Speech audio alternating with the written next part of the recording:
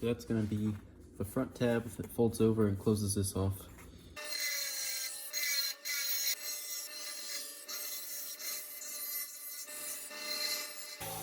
I'm going to bend this apart now so it can be used as a little filler.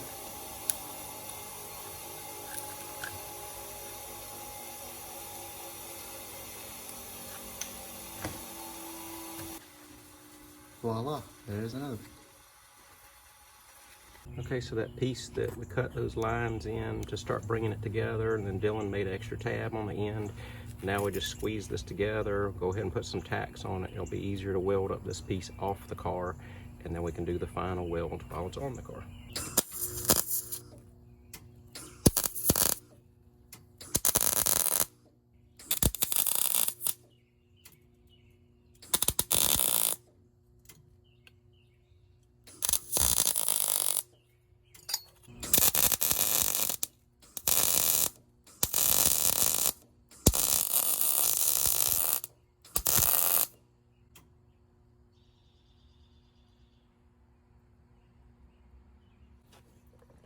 Holding the nozzle there for that last little bit of second keeps the shielding gas going so that it doesn't draw contaminants in there once it's hot.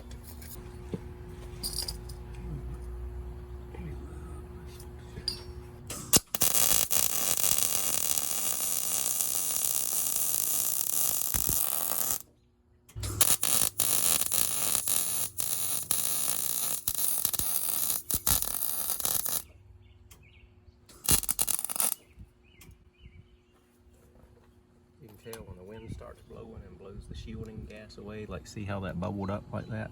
So, and that little spot over there, that's the wind just blew and blew the shielding gas away, so it kind of bubbles up a little bit. So now that we're having to fill a gap, we got to turn the power down because it'll want to burn through the edge of that. So if you figure the thickness of this wire is not that much different than the thickness of this pipe. So this is kind of like a fusion technique, but you have to keep enough wire flowing to fill the gap as you go.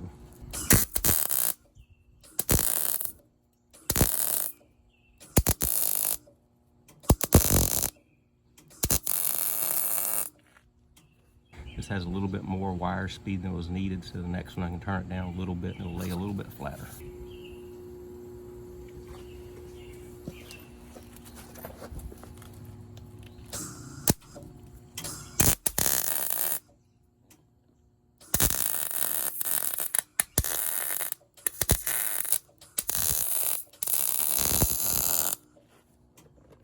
I know, professional welders are saying, that's not very good, but this is gonna hold.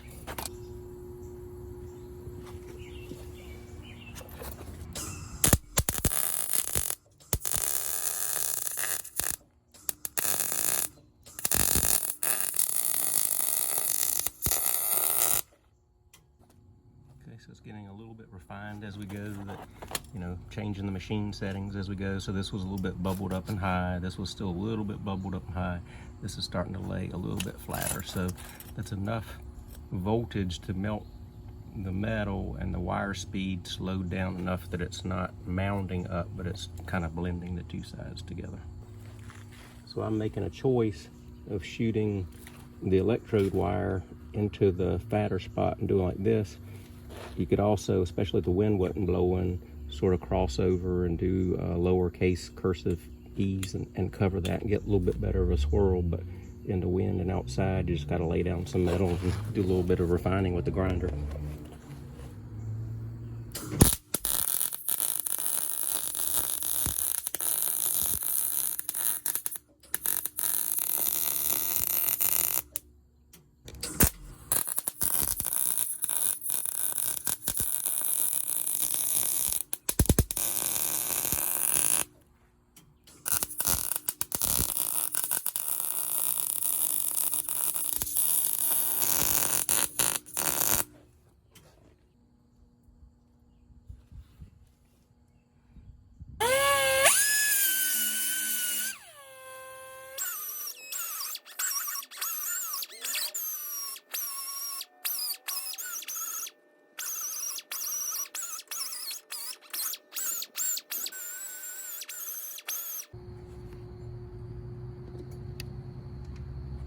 So this was just put on the bench grinder, clean up a little bit of the slag and wire wheeled a little bit.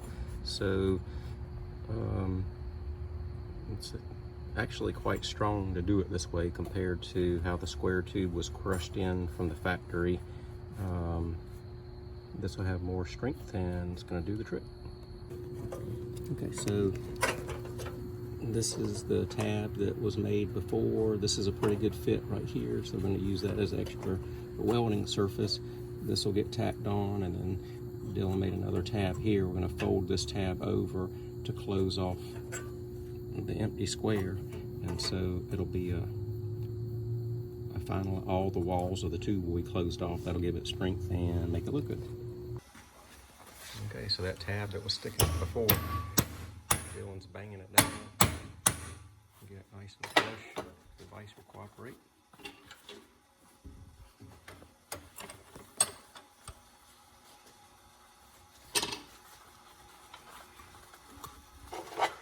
And other than closing off the end of the square, it does give extra strength.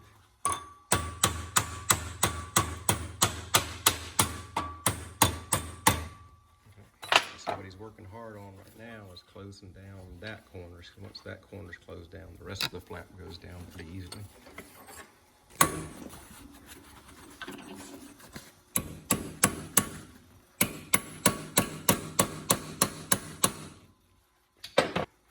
Pop a few for leverage and I'll start to close up for you.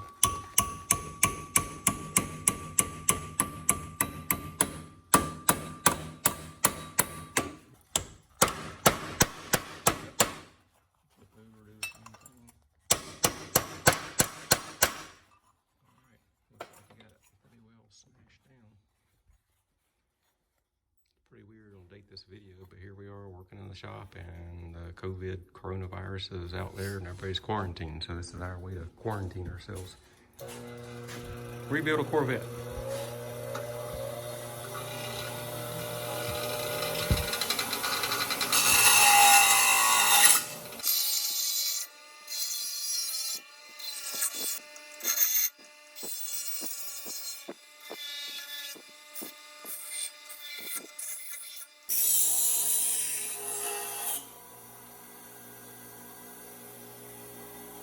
Very nice, looks good. We can weld that and we'll be in good shape. Ooh.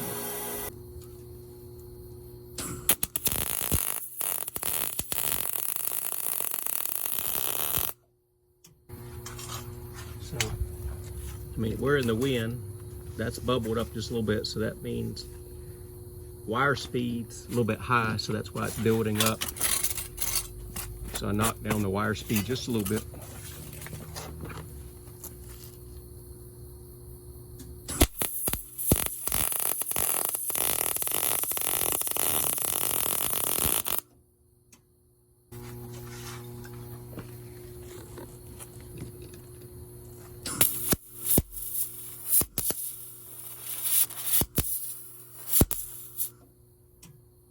Probably used to the idea here, and like the typical MIG needs to make the frying egg sound, and that sounds like a kind of a continuous thing. So one, the electrode ground is pretty close to our welding source, but turn up the voltage and turn the wire speed down, we don't get all the crackling of the frying egg sound, but it starts to lay down and fuse those metals together. So it's almost turning the wire speed down.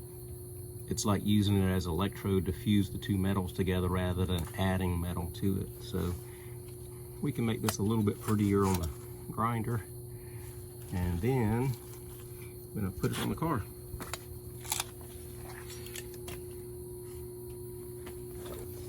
This is the front leg of this unit. This is ready to go, but we're gonna wait because this actual radiator support has a little red cushion that sits in there.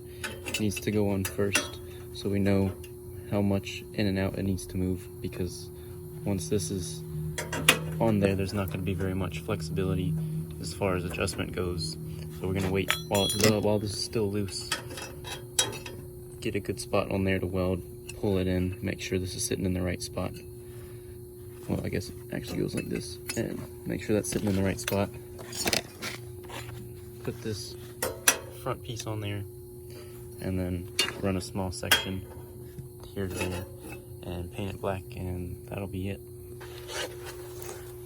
My contention is they put this on a tubing bender and it gets squished. Obviously some people hit the curbs over town, but put your new piece up against that and see. Low battery. So those welds, instead of there being crimps, that piece is going to be stronger. Pretty cool.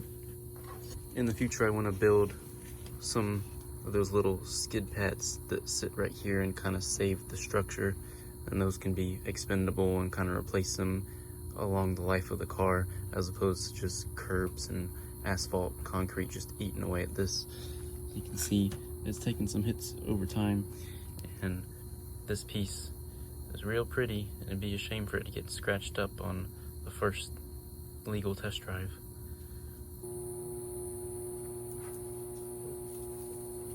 Put the light on this way. Got a little bit of a tack there for the square edge part of this, and then we'll pull this back over. Just a little more wires, even voltage.